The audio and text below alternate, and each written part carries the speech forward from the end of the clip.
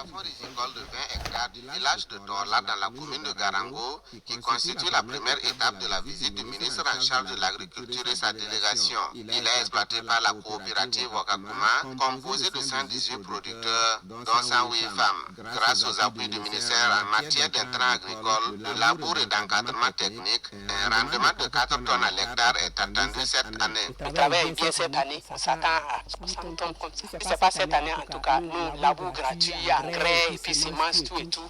Bon, on n'avait pas eu ça. Des femmes, avec l'accompagnement des agents, ont pu aménager à menu plus de 20 hectares qu'elles ont exploité en riz et également elles ont une parcelle ici qu'elles ont exploitée en niébé. Et cela est le fruit de la détermination de l'ensemble des acteurs. J'ai l'habitude de dire que le front de la lutte pour la souveraineté alimentaire doit se mener avec la même ardeur et la même détermination que le front pour la lutte contre le terrorisme. Dans la province du Kouritenga, la délégation ministérielle a poursuivi sa visite dans le champ de la direction provinciale en charge de l'agriculture avant de se rendre dans le bas-fond rizicole de Itenga. Ici, le riz est au stade de montaison, tandis que d'autres spéculations produites par les agents du ministère sont au stade de maturation. Les premières récoltes du niébé ont même déjà été faites. Nous avons une superficie totale de 32 hectares et dans le cadre de l'offensive, nous avons pu aménager 21 hectares et demi et dont 17 hectares en maïs et les 4 autres hectares là,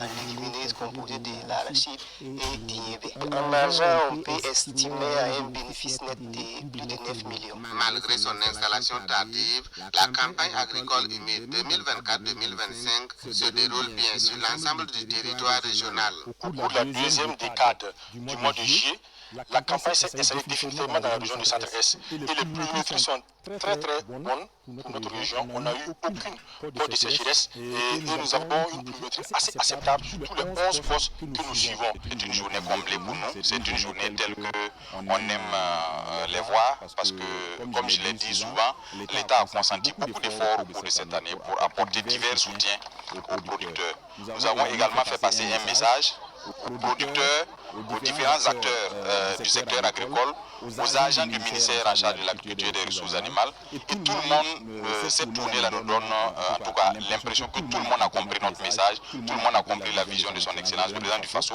Et cela est important pour nous parce que c'est par cette voie-là que nous allons atteindre la souveraineté alimentaire.